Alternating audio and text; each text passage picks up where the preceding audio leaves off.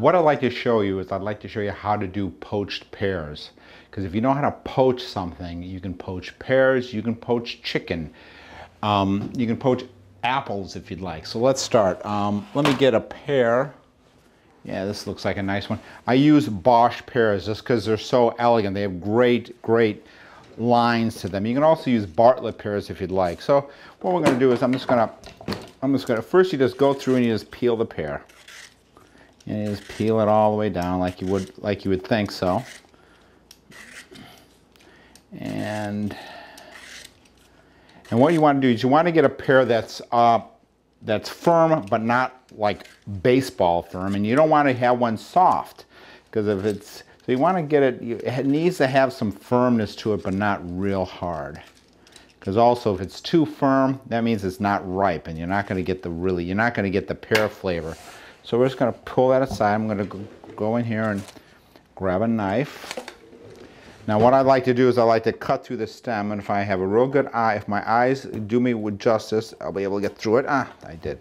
Because it makes it just look so nice on a plate. Then you just feed your knife down through it, and if everything goes according to plan, you cut right down through the center.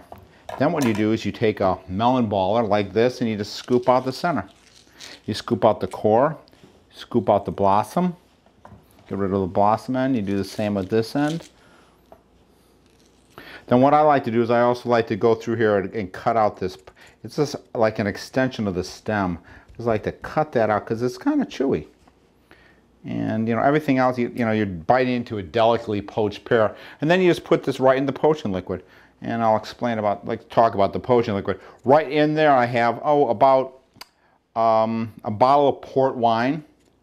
And I have some lovely aromatics in there. Let me put this other pear in there and kind of set this up. Let me show you what else we have in there. I have some great things that are already in there. I have a cinnamon stick in there, and I have some star anise, and I have some cardamom pods. And star anise, it's not the same as anise that you think of. It's a different heritage, and it's found in Chinese spice powder. And then cardamom, you see that's an Indian spice, and also the Swedish use it for a cake. And then you all seen a cinnamon stick, so let's set that aside. And the last thing that's in there is a peel from an orange. And I want to show you how you do it. An orange peel. Let me get this poaching while I'm talking. It's not cooking. Let me get, you peel the orange. You want to do the whole thing. Now if you look there, you see this white part here. That's the pith. That's actually the part that's bitter. And what you do is if you want, you just go through and you just kind of just go through with your paring knife. You just kind of cut it off as best you can, and the sharper the knife, the better the job. So and then you just drop that in, and then we want to make this. Want to put a piece of parchment over this so it's kind of a self-basting job. Now, I want to make a round circle in this. This is a good way to do it. You take the parchment, you fold it in half like that, and you fold it like this. And so it's like a point. You hold it to the center. That's the center. And you see I hold my finger right there, and then I just tear around it. And if everything works well, and then I tear off the top so it has a vent. Let me just cut that off. Now I have a vent hole for the center. I open that up, I have that, and that should just fit right in there. So what that will do is that will keep the pears basting. And they'll be, and now let me just make sure, let me get that water, that poaching liquid up to temp. So we're just going to go along and we're going to let those things poach. And now while they're poaching, I want, we're going to make these pears, and then they're going to be plated. Well, I was thinking what they need to be secured. So what I thought is, wow, it's puff pastry is a great thing to make little cups out of it, because you can actually, you can have it rise up out of the around the sides. Let me show you what I'm talking about. I think I have a piece of puff pastry right here. We're just going to move right over this board here, and what we're going to do is I'm going to attempt to draw a circle with this pastry cutter, with this pizza cutter, and I think I can do it. Okay. So let's say you did, I have 6 pears in there. You have 6 people for dessert. Or, you know, let's say you're going to take this to like a potluck, let's say.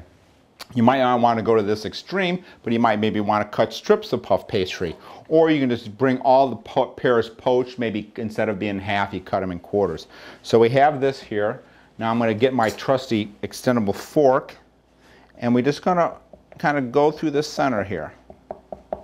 And we're going to and now what will happen is every place where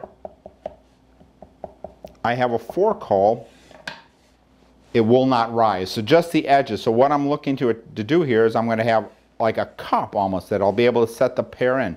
Now I'm just going to do one right now just so you can see what it looks like. I'm going to throw this in. This takes about, this will take about 10 minutes. Let's go back, wrong thing. We're going to set that for 10 minutes. I'm going to go and check my pears now. See how they're doing. Okay, see they're boiling pretty well, so I want to turn that down. I don't want them to go that hard because what I don't want to have happen is I don't want to have the outside cook and the inside still be hard. So this is just gently simmering. So we're going to come back in about, I'd say good 5 to 7 minutes. Check this. Then by that time we'll be able to check our puff pastry and we'll be able to pull this whole thing together. So let's check in a little bit. Okay, our pears are going nicely. Let me just kind of remove the, okay, we're just going to take the fork and see how they look. Okay, that one's just really close. That one's really nice. That one's good. So that's going to be our money shot, so to speak. So I'm going to go in and we're going to gently remove this one from the potion liquid. And perfect timing. There goes our puff pastry. We're going to take this. Now this is really hot. Now we'd like these to cool. Ideally what you do is I turn this off, I'd let those cool in the potion liquid. But seeing how you're here right now, let's finish the show. Okay, I'm going to go over here. Well, unfortunately it did not do what I wanted it to do, but I'll show you a trick. Because you don't know how many times you're in a restaurant and something doesn't go right and you go, oh, what do I do now? Well, you learn a lot of different things. So what we're going to do is we're just going to kind of gently cut out the center.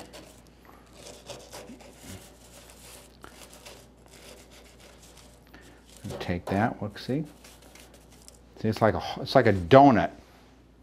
It's really, really amazing. I'm just going to kind of push that down, kind of straighten that out. Okay, we're going to go, I'm going to grab a plate over here. We're going to set that here. I'm going to pick up our pear. Gently, we're going to set it right on top of that. And then we're going to do a few more little things here. We're going to take this. I have that right here. This liquid right here is actually that liquid reduced. So we're going to take that. This is mascarpone cheese. We're going to take a little spoonful of that. We're going to put that in the center. We're going to prop this up a little bit better. There we're going to go. So you can kind of see it.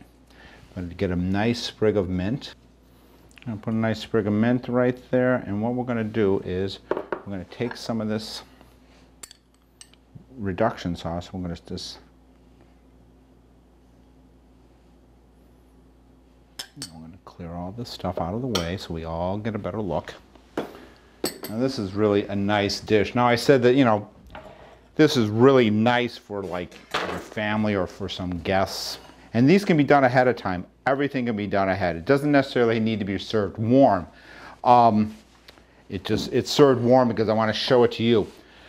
But with enough said, so let's bring good food to the table.